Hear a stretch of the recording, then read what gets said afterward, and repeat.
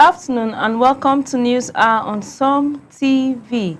Do well to follow us on Facebook at SOM TV and on YouTube at SOM TV Live. Now the major headlines. Tinubu urges ECOWAS unity to resist coup, safeguard regional stability. Gates Foundation invests $27 million in Nigerians' primary health care.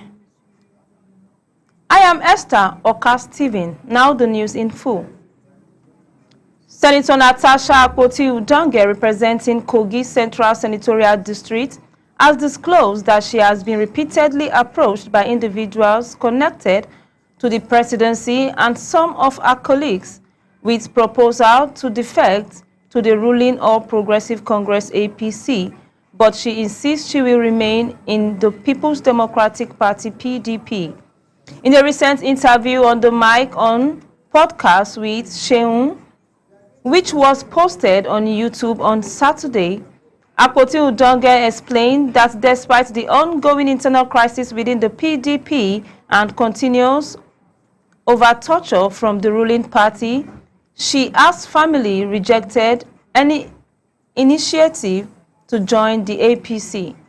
When asked whether joining the APC could be an option if things deteriorate within a party, she responded, "No, I wouldn't. I was in the APC briefly at the start of everything. I don't have to follow others. I don't have to succumb to any threat or fall for any other party." The senator added that the approaches have been persistent, including as recently as the previous days, with one colleague even joking about her potentials joining the APC.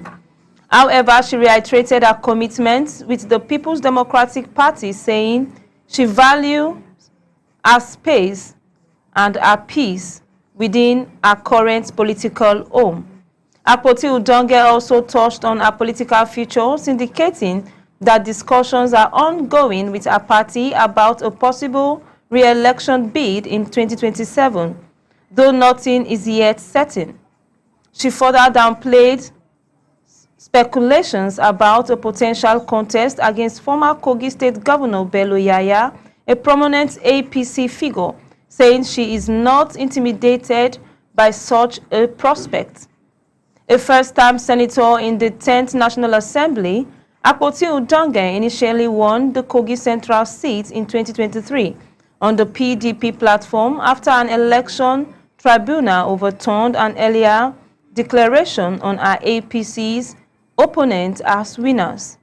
While she affirmed a likely preference to contest against under the PDP banner, Akpoti-Uduaghan acknowledged that a prolonged leadership crisis in her party could force her to consider other options, although such a decision would be made with careful consultation with her constituents and supporters.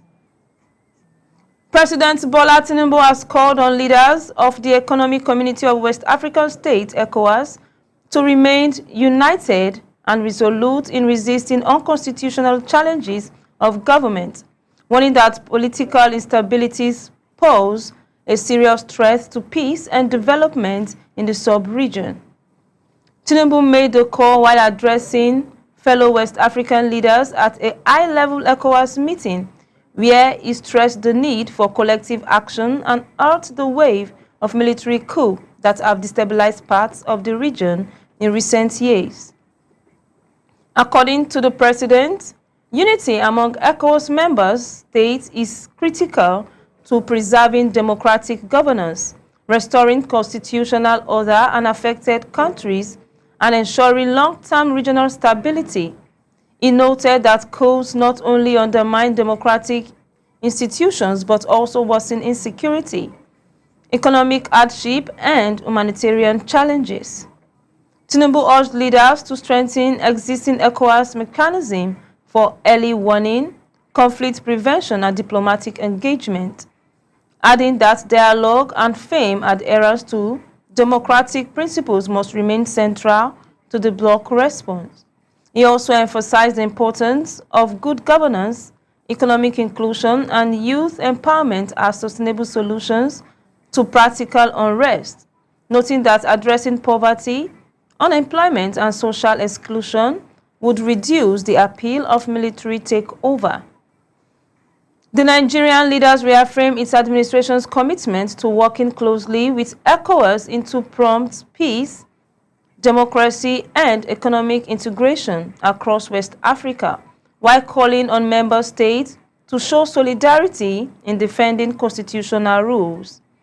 ECOWAS has in recent years grappled with a series of coups in the region, prompting sanctions, diplomatic efforts, and renewed debate on how best to balance dialogue with firm enforcement of democratic norms. A group of senior figures from the People's Democratic Party (PDP) held a closed-door meeting with former President Olusegun Obasanjo on Saturday in Abeokuta, Ogun State, in what party officials describe as a strategic consultation amid ongoing internal party challenges. The delegation was led by PDP National Chairman Tanimu Turaki and included former governors such as Mu'azu Babangida Aliyu of Niger State and Jonah Jang from Plateau State, as well as other senior party leaders. The group arrived at the former president's residence at the Olusegun Obasanjo Presidential Library at around mid-morning before proceeding for private talks. Details of the discussions were not immediately disclosed by either side. However, Turaki later said the visit was designed to seek guidance, inspiration, and Obasanjo's counsel ahead of the political battles that lies ahead of the party, particularly with off-season governorship election in Osun and Ekiti State and the 2027 general election. The meeting comes against the backdrop of eternal tension within the PDP as rival factions continues efforts to consolidate authorities and strengthen the party's strategic direction ahead of upcoming key polls. Asiwaju Muniruddin Bola Oyebanji, the immediate past managing director of the National Inland Waterways Authority (NIWA), has been confirmed as a All Progressive Congress APC governorship candidate for the 2026 Osun State election. Oyebanji's emergency followed a consensus affirmation at the APC primaries election held on Saturday in Osogbo. During the exercise, aspirants agreed to present a unified front ahead of the August 8, 2026 off-session poll. A motion nominating Oyebanji was moved by Kunle Adegoke and seconded by Senator Babajide Omoworare, prompting the chairman to the primaries election committee, Governor Monday Okpebholo of Edo State, to call for a voice vote.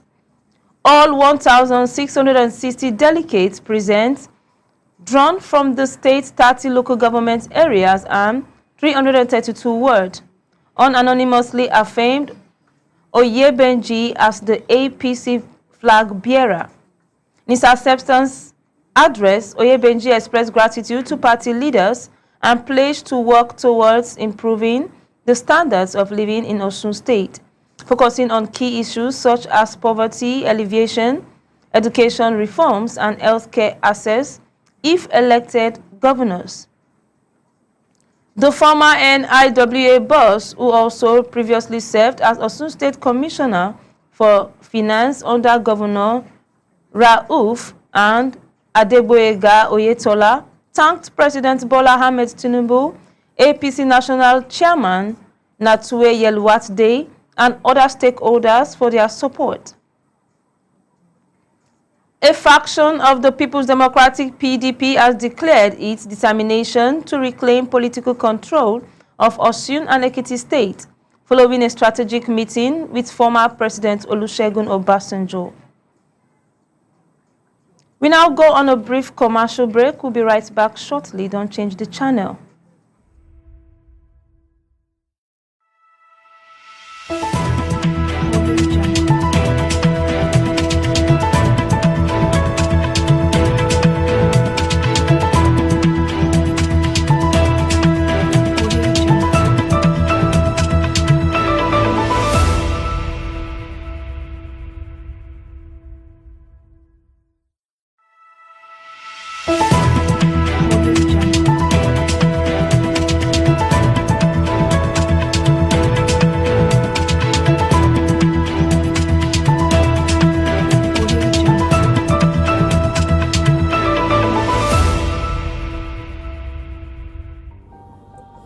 Nigeria, a land of beauty, strength, and deep-rooted heritage. A nation of over 200 million voices, cultures, and dreams united under one flag. Contrary to what the world might often hear, Nigeria is not a land known for war and violence. Nigeria is known for its resilience. Its people rises every day, not to fight battles of war, but battles of survival, of resilience, and of growth and progress. From Hausa, Yoruba, Igbo, Kanuri, TV, Efik, and over 300 ethnic groups, Nigerians' diversity is its strength. In every language spoken, every dance performed, and every drum beat echoed, there is pride, peace, and identity. Peace isn't just the absence of war. Peace is the presence of hope. In every corner of Nigeria, hope is alive. Hope in education, hope in innovation, and hope in next generation. I believe in Nigeria because I see changes every day. We don't wait for peace, we build peace. We have seen hard times, but we still stand as one. Yes, Nigeria faces challenges, economically, politically, and socially. But even in the storm, Nigeria's spirit remains unbroken. Where others see conflict, we see a call to rise. We are more than headlines. We are a nation of believers in peace, in unity, and in tomorrow. This is Nigeria. This is our story. And from Sun TV, let the world hear it from us.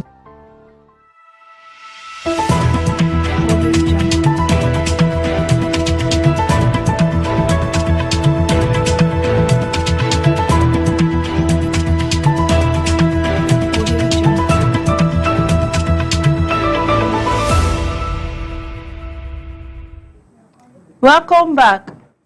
The Enugu State Police Command has announced the arrest of 6 suspected cult members in the state.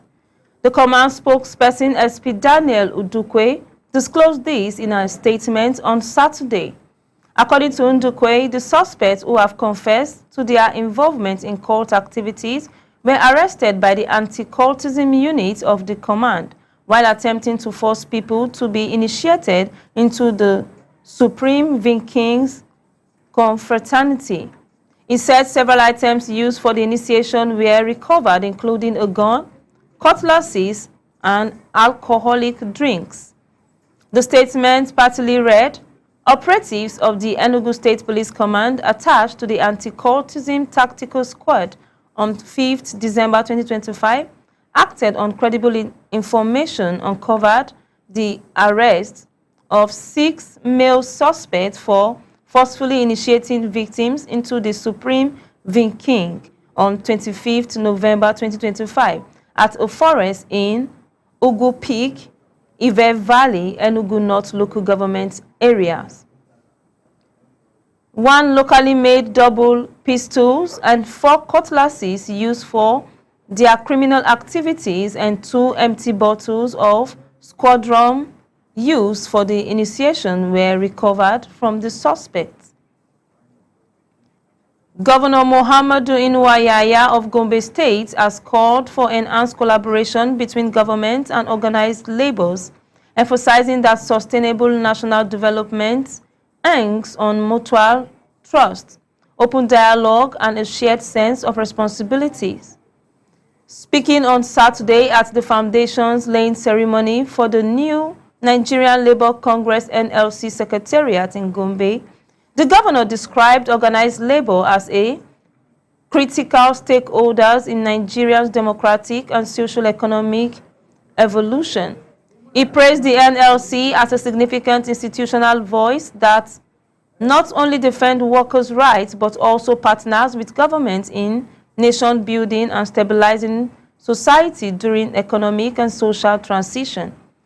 Yahaya reaffirmed his administration's preference for cooperation over confrontation in labor-government relations since taking office in 2019, arguing that disagreements should be resolved through constructive engagement rather than hostility. The Imo State Police Command has taken swift action